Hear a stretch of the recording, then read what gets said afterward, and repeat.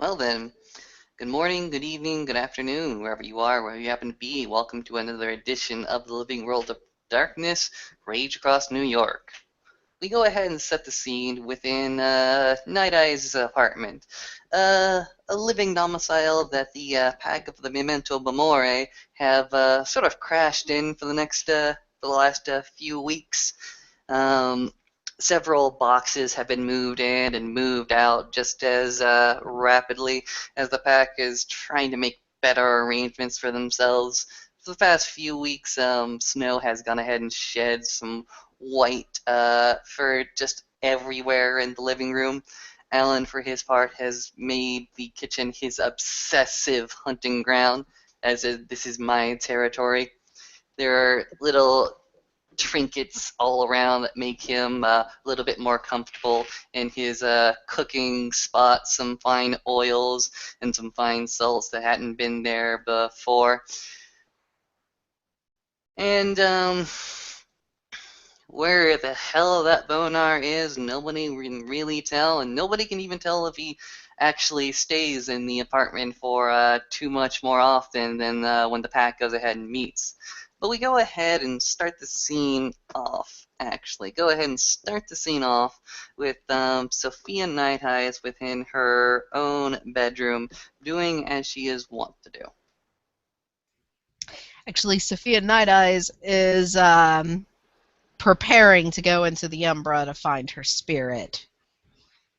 So you'll hear random like, "Where the fuck is it? That damn Bonar! How dare he move my belongings?" That sort of thing. And why is Snow's hair everywhere?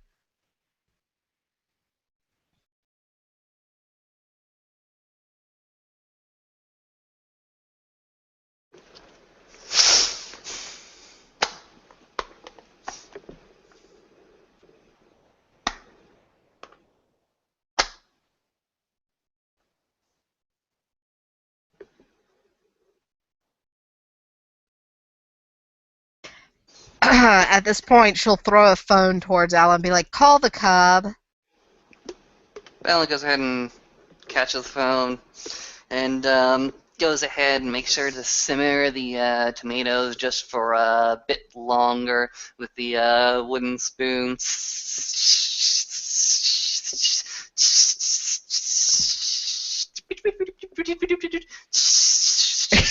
A call goes out through the telecommunication highway that currently plagues New York.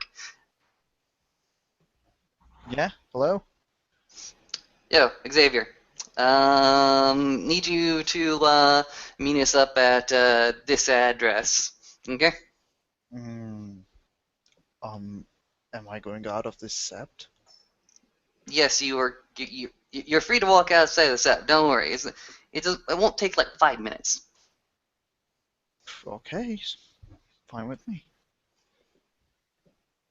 Why the fuck are there tomatoes in my dresser? Screaming at Sophia. I don't know. You must have put him there. What a goddamn ragabash. They're wolf teeth prints! Snow fucking put them there! Maybe he wanted you to eat better.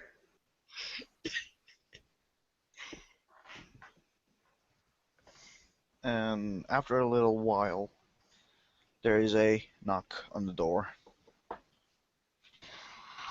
Night Eyes and all her splendid I don't give a fuck with just a bra and shorts on rips the door open and goes, "Come in." What is going on here? Laundry day. Speaking of which, Alan, where the fuck are your clothes? They're in that big pile in the corner over there. Yeah, those need to be washed. Snow was marking those earlier. I'm gonna have to kick her Alpha.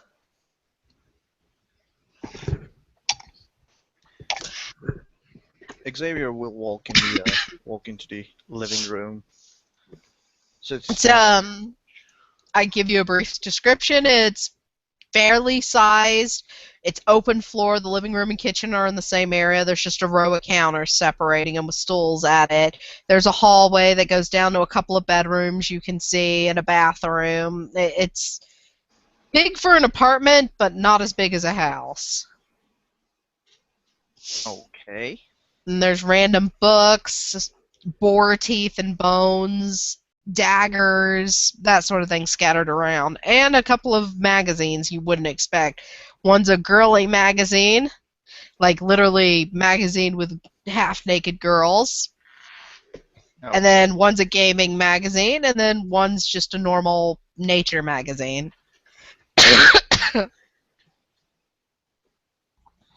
Xavier turns to Alan. What are you cooking? Cooking up tomatoes and pasta. Be great. Go sit down in front of the. Looks out to the apartment. Just go sit down on the couch. Okay. You might want to add a little savory in that. Goes ahead and swings the points the wooden spoon at you. Are you telling me how to cook?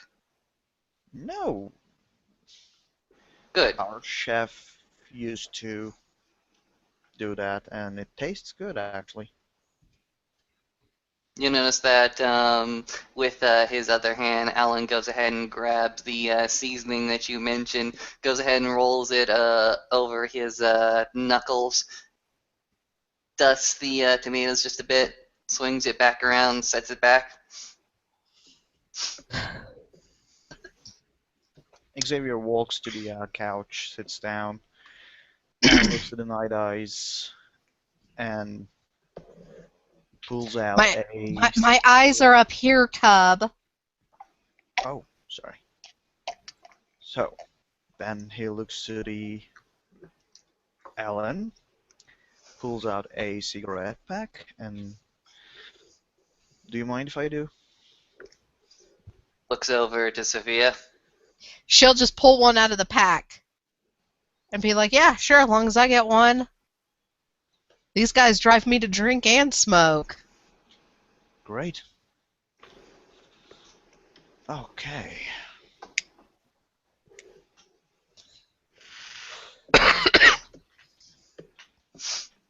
Why am I cold here? Alan will go ahead and turn the oven top off. Go ahead and walk towards the refrigerator. Goes ahead and you can hear the clinking of glass bottles behind you. About 3 of them. And when you next see Alan, he's currently holding 3 bottles in his right hand, and he goes ahead and gestures for you to take one by tilting ones over to you. No. Thanks. As he's doing this, though, Xavier will notice moving behind Alan towards the kitchen is Sophia, and she has a spoon and is taste testing the food as it's cooking. And starting to reach for the salt. Thanks. You're welcome. So I take it that this is the drink that I was promised? Yeah, you did good. You did good back there, kid. Go ahead and tell Sophia what you did. Does Sophia know what happened in there? You're a storyteller. Looking over to you. Yes, tell me. I haven't heard. I just heard you did something good and you got a new deed name. Well, I haven't done it all by myself. Do you want me to give you the entire thing or the short one? Give me the entire thing. Okay, so we went to see this. What was her name? Alan? Guys the Lost. Yeah, her. And she sent us on a mission. We disguised ourselves as we were spiders and went into the cyber realm. We got to where we wanted, but then I was spotted by a, I don't know, sentient, something like that. It had cannons. Kotori somehow made it. I don't know. He did something to it. I don't really remember. And Alan here somehow disabled his cannons, so we were able to get out of there. And on our way back,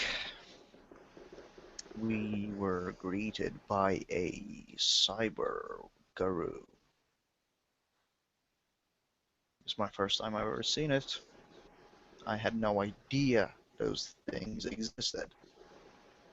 And what really are they, Ellen?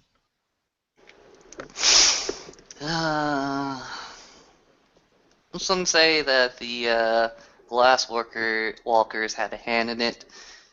Glass walkers who stray too far into the Weaver's web and get caught into it. Some say that the Weaver itself breeds its own Garu in order to create these things. It's essentially one of us, one of the people, strapped down, having most of its spiritual essence taken away from it, calcified in some way, organized, digitized, whatever have you, and strapped on with all this armor and shit to fight for the Weaver and its interest. Yeah. And I gotta say, that thing was big. That thing was big. The bigger they are, the harder they fall. Yeah. Well, after a little fight, your packmate, I really don't remember his name right now. Antonio. Yes, him. He managed to away a part of his armor, his chest plate. So, I saw the opening.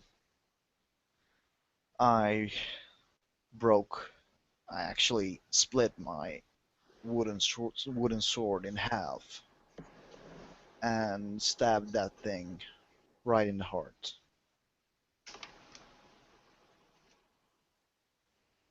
And thus he earned the name Strikes the Weaver's Heart.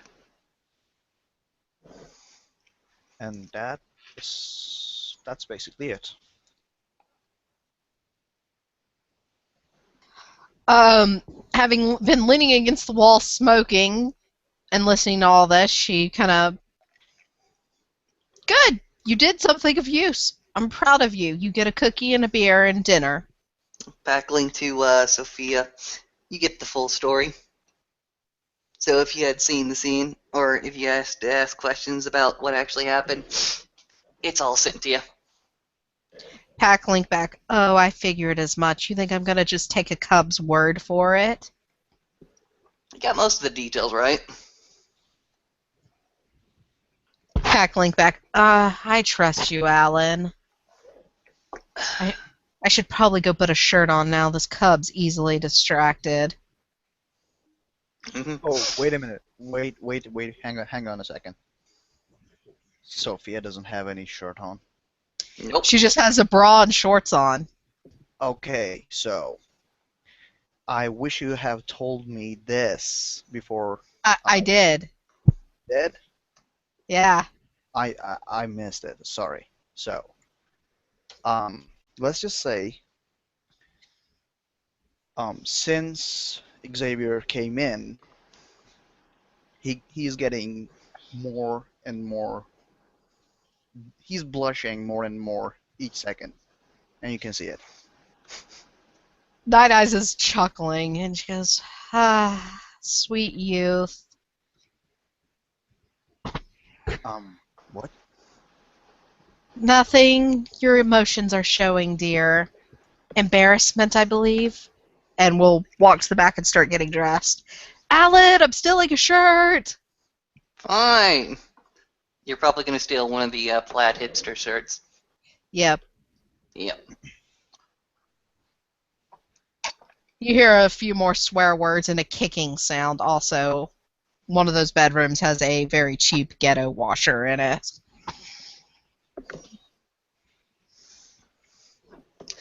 What's wrong with the washer? Is it broken? I don't think the washer was ever fixed. To be truly honest with you, I think that's how it was made and how it continued to deteriorate over the centuries. Okay, maybe you should get that other guy to take a look at it. Mm. Zeke? Yep. Mm. One of these days, perhaps. One of these days. He seems to like that. He's got a knack for fixing things, I know that much. Well, yeah. Well, it's good that I'm here. I was hoping to talk to one of you. Coming back in the room, stretching, Night Eyes goes, sure, kid, what's up? Well, so everybody is telling tales about the worm, and I believe you know out of the weaver already. And turns to Ellen. Mm-hmm. A little bit more than the cyber realm we went into before that. And Tell me about that then. Huh? Tell us about that then. Xavier just puts the cigarette out. Well, do you remember the Fomori that attacked my house?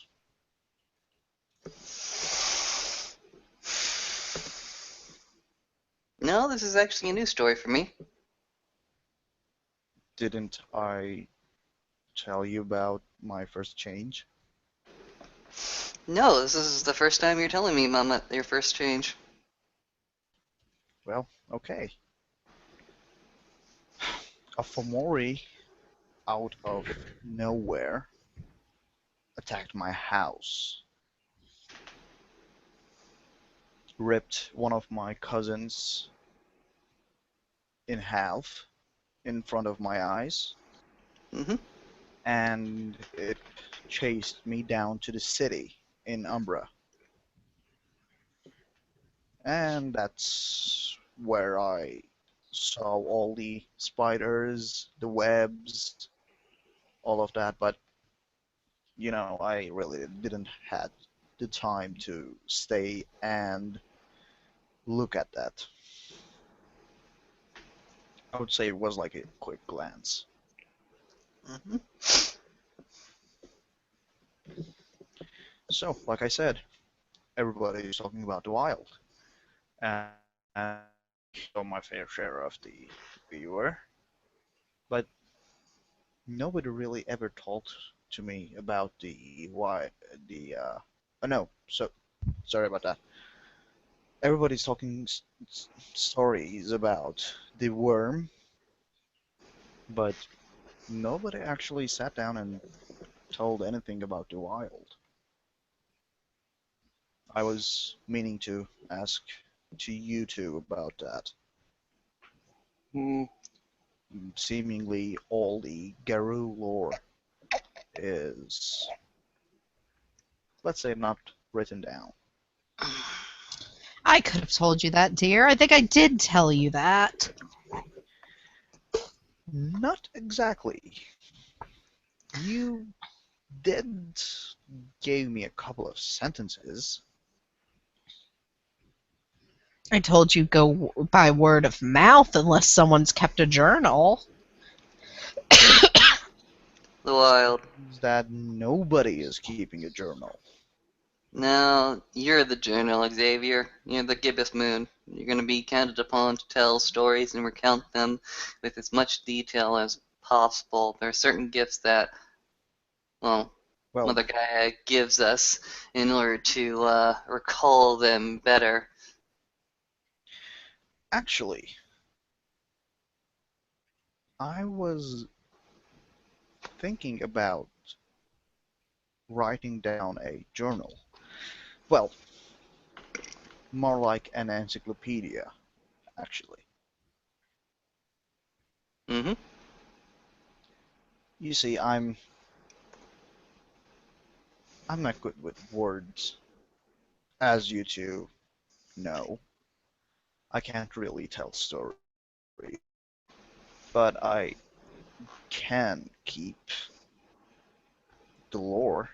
I can I I can keep records, and I actually do know just the thing to put it on. Mm-hmm. As he's talking, you see Night Eyes has put out the cigarette, and she's actually digging through the random piles of books and crap around her house, and is tossing notebooks at Xavier. And he's catching every single one of them. I think you should roll to catch them. Okay. So, what am I rolling?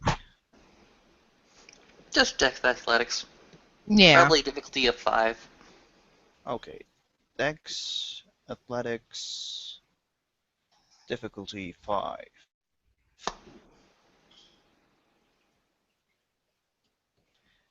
And he gets hit in the face with the notebooks. Sorry. Could you not do that, please? Oh, sorry, didn't mean to hit you, kid. Ow. At this So, point, she's also dumped a small bag of pens down in front of you on the coffee table. There you go. You can well, start with those. yeah, I've been meaning to ask another thing too. I am going to need someone to accompany me to my house. I have no problem with that. I can accompany you before I go to do my challenge. That would be great, because It what I'm also going gives Alan a break. Mm. because what I'm going to write down, we're going to need something much more bigger than these, pointing down to the notebooks. No, it's not that you need something bigger, it's that you need something much more personal. Am I wrong? Not really personal. Something much more sturdy. Something can, I don't know, last a couple ages. You mean like a family ledger?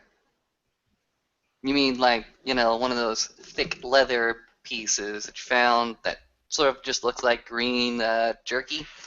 But you go ahead and investigate it, and it's got all these different and weird accounts, and you find a goddamn family tree in there as well?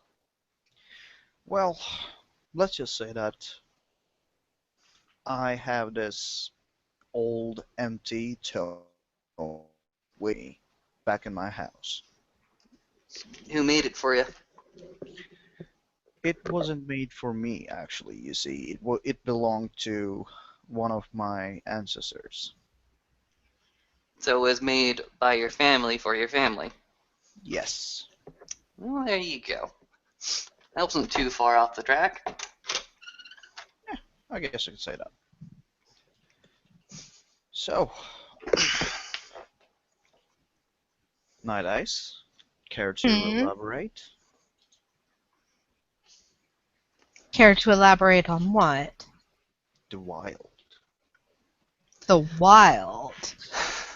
Wow. Unbridled creation. Madness and insanity. Mm. Those without dimensions, those without substance, those of infinite impossibilities, those without the gift of naming. Yeah, that's the basic explanation. Did you want an example of it?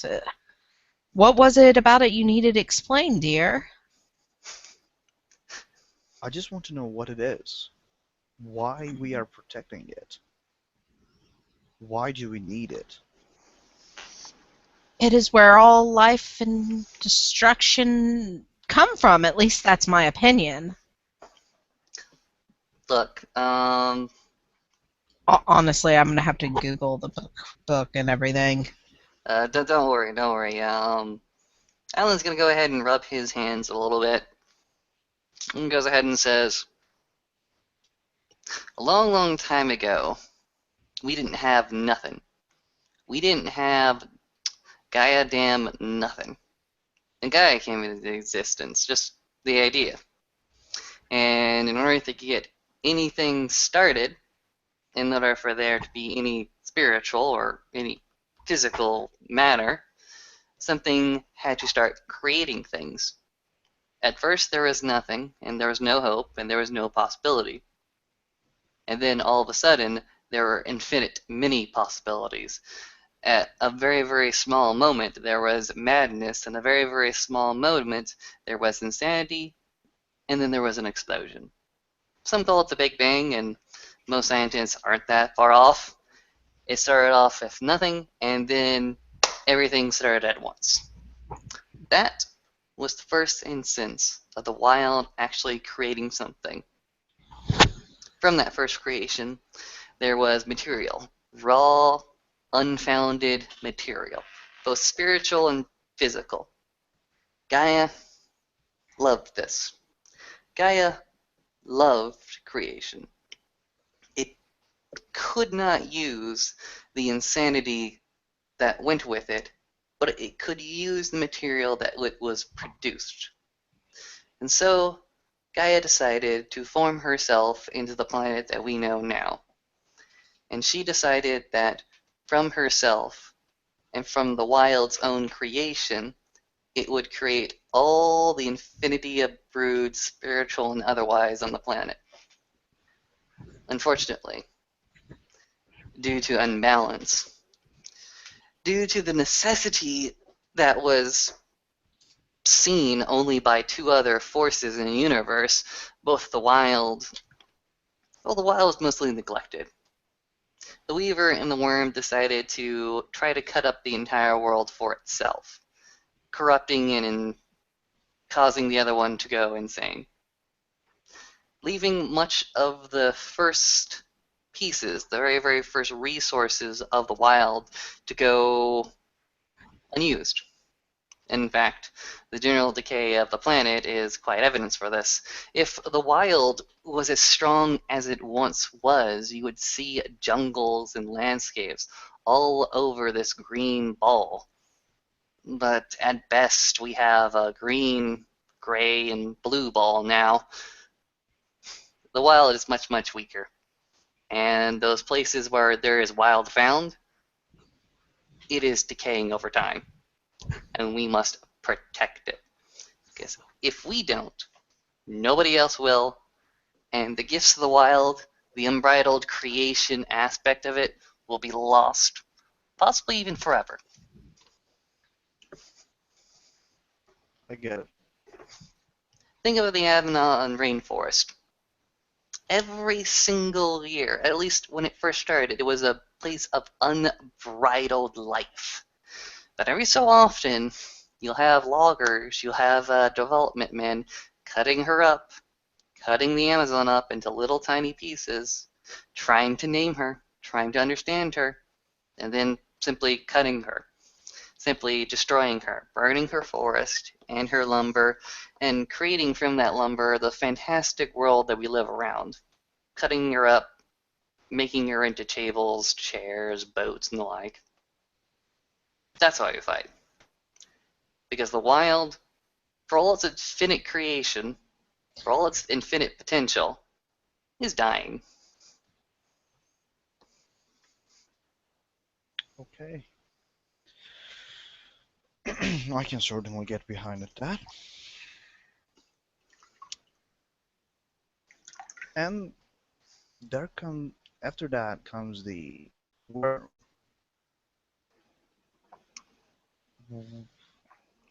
I don't really mean to offend you guys, but why am I getting this feeling that we are losing the battle against it? It seems so obvious, does it, that even a pub can see it? It's because we probably are losing the battle against it. It's everywhere. We're just one group in one city. That's why most of us don't stay more than a couple of years in one place. We do what we can there, and then we move on to the next worse off location. All we can do is keep trying to keep things balanced. So our numbers are too low to make some grandstand final fight. If we went in with what numbers we have now and just tried to blast away and fix it all at once, we would die out. There would be nothing but kinfolk and humans left. And then it would take even more years to rebuild our numbers. That is exactly the problem.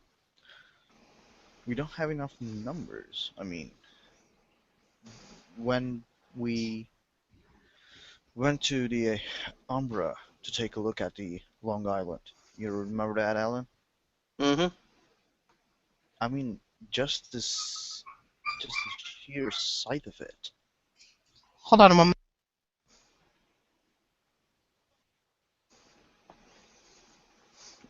Continue without me. I'll be right back. Like I said, just the sheer sight of it was terrifying.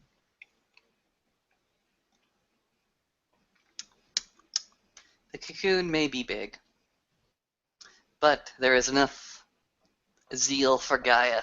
There is enough warriors in this sept to deal with it.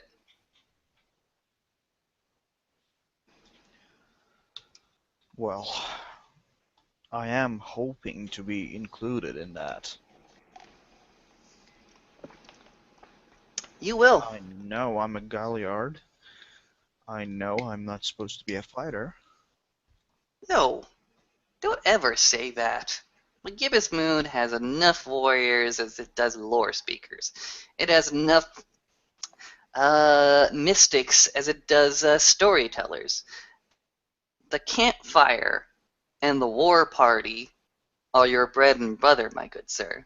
You are needed at both places. You maintain the morale of the troops, but that doesn't mean you don't also fight it.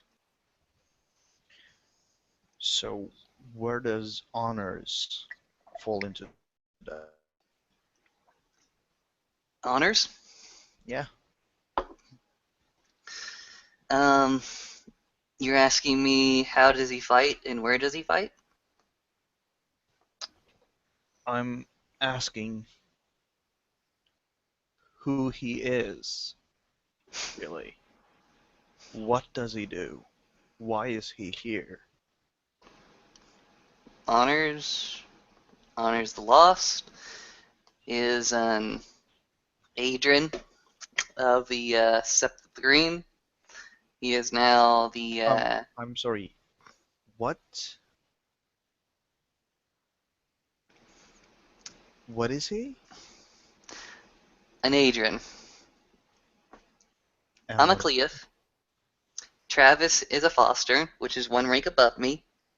Adrian is the rank above that. Afro is the rank above that. And Elder is the last rank. Hypothetically speaking, if we were a family, he would be the grandfather, the head of the family. Mm-hmm. She's using Hamid terms to explain it to you better. Okay, I get that. As far as I can tell, he is a strider that has been within the set for an extended amount of time. He's been Probably with much us. more than anybody else of his tribe would be. Oh yes, he's been here. I think the same amount as me, or longer. Then Night Eyes, you'd be able to speak more to his character and what he has done for the Sept. in such a long time. Out of character, help catch me up who we're talking about. Honors lost. Oh, yes. Honors is lore. He tended final death rites for many of our kind. He's also one of the strongest fighters, not in brute strength, but he makes it up in speed. He's probably the wisest left in here, probably wiser than anyone. And I know he's stronger and wiser than me for sure. She's basically rambling on like a schoolgirl for a minute there. Okay. Don't get me wrong. I mean, he's the only one that knows what I am. I just want to get to know him better, but I just can't seem to catch him around the sept. He's constantly moving and busy with things. Typically, you can find him in the Umbra when not in the Sept. He's gone on some adventures, I guess you would call them, with me. Little things. He's been there when I've done some cleansings and such. Typically, he's more the type to let you learn on your own than follow his lead. Oh, no, don't get me wrong. I'm not looking for a mentor. Yeah, you have us. What's better than Alan as a mentor? Or me? I'm even better than Alan, but not by much.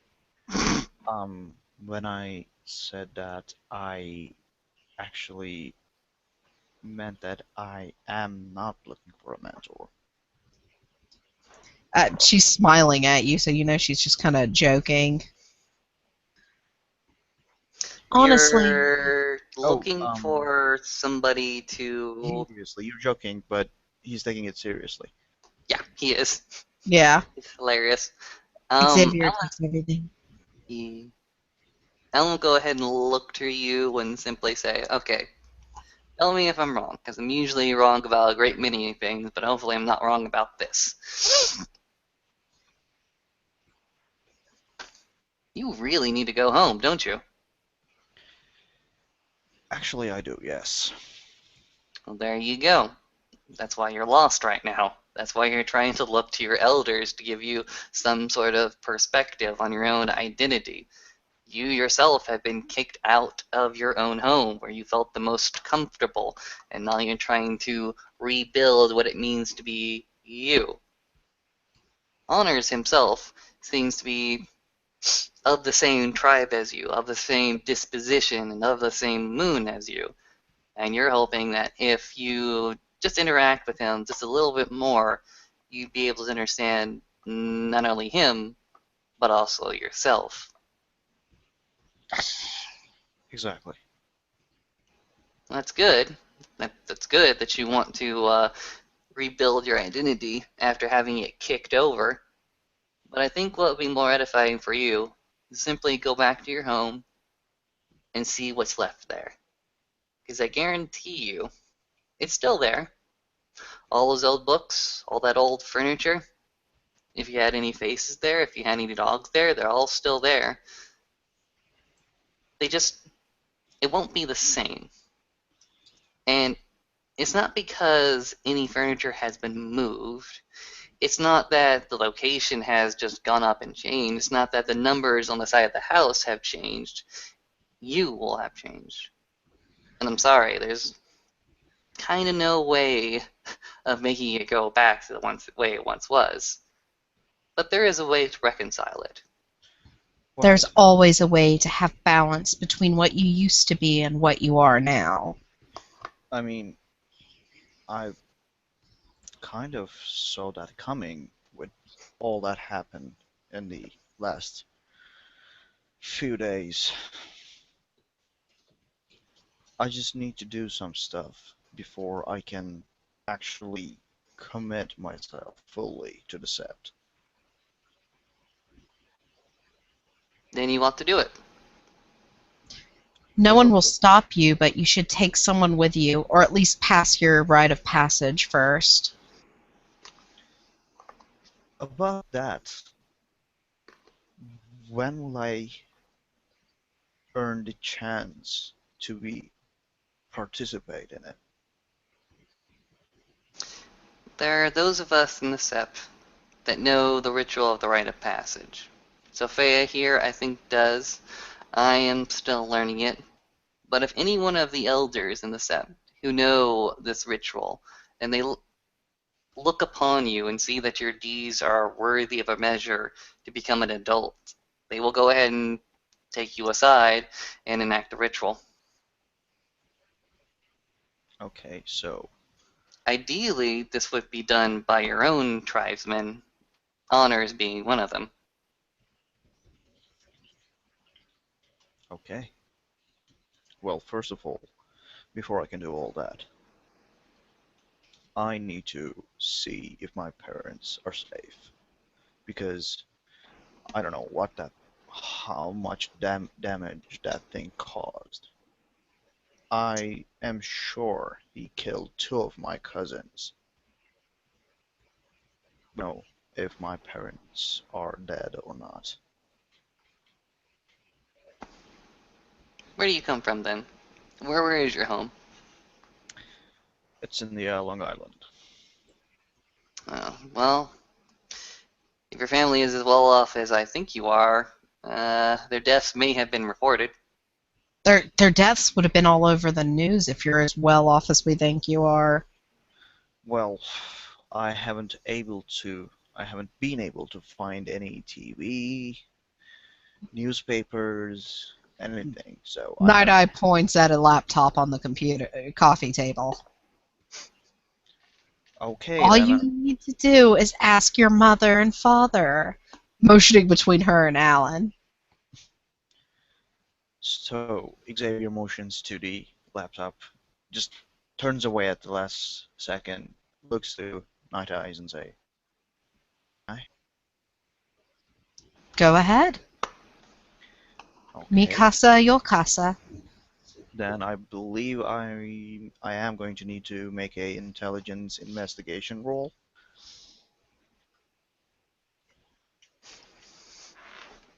And difficulty would be standard, I guess. I guess so.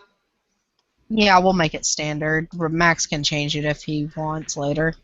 Okay, so 2 successes. Um, Out of character, Austin, do you know of anything that was being planned for his family? Out of character. Go talk to your ST. Okay, let me just see if anyone is online. I'll just go ask.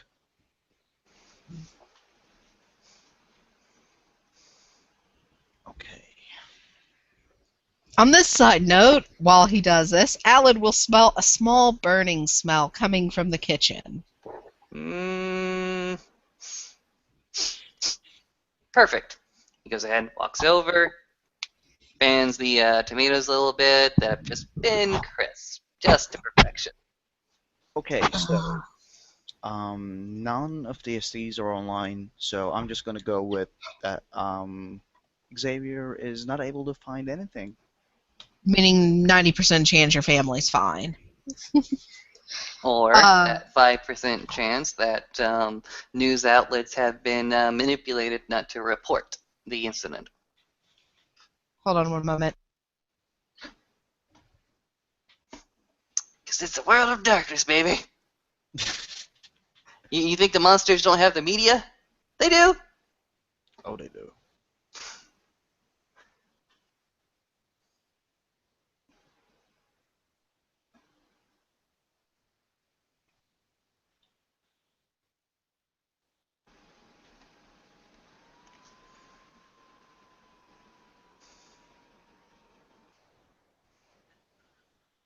Also, after my parents, I need to go get my books, specifically the ones have any kind of Garou lore in them. And I believe I need to take someone with me that knows about the Garou, so they can actually look at the books and tell if they have anything or not. So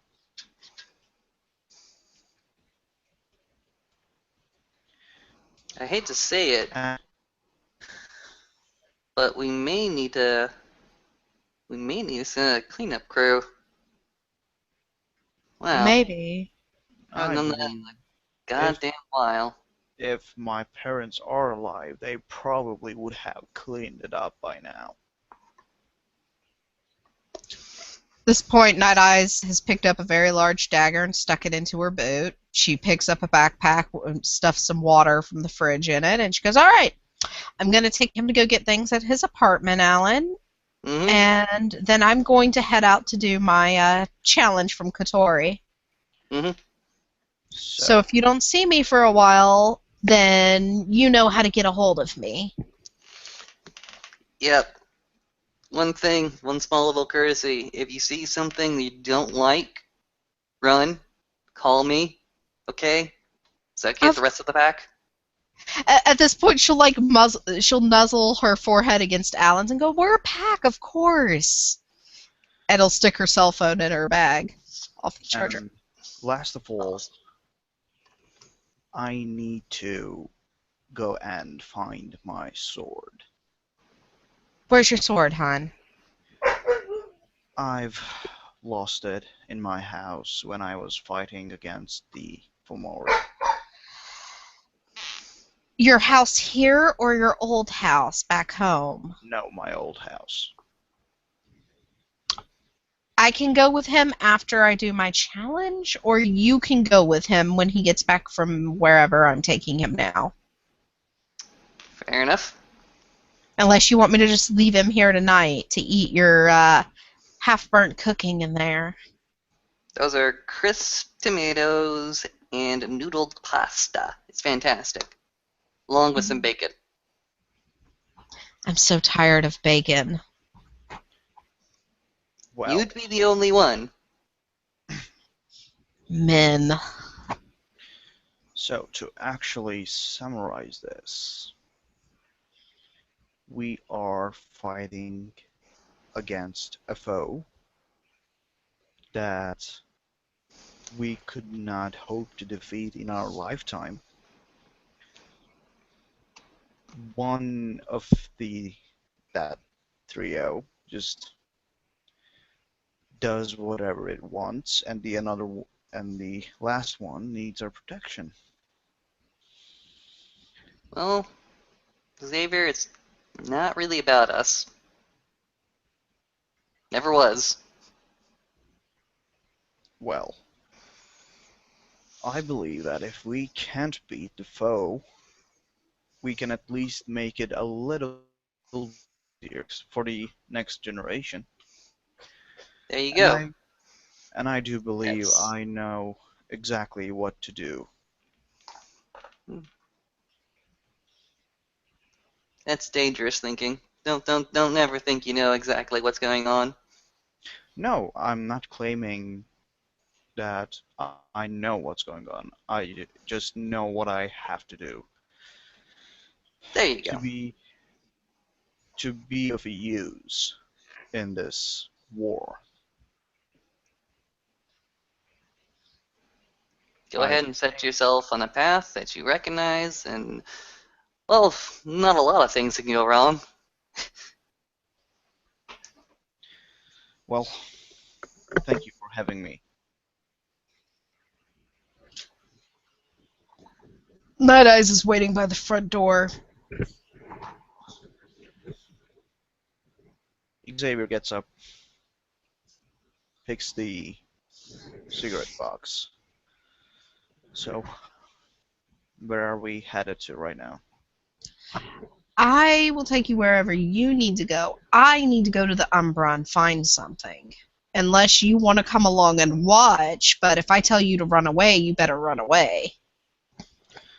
Well then, why don't we stop by my old house first, see what we can find? At this point, she's put an arm around your shoulders, and she's like, "Of course.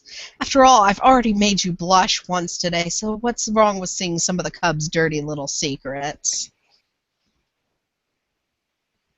Xavier is blushing again. He cannot ask for that. And she will guide him out at that, and we can end scene here.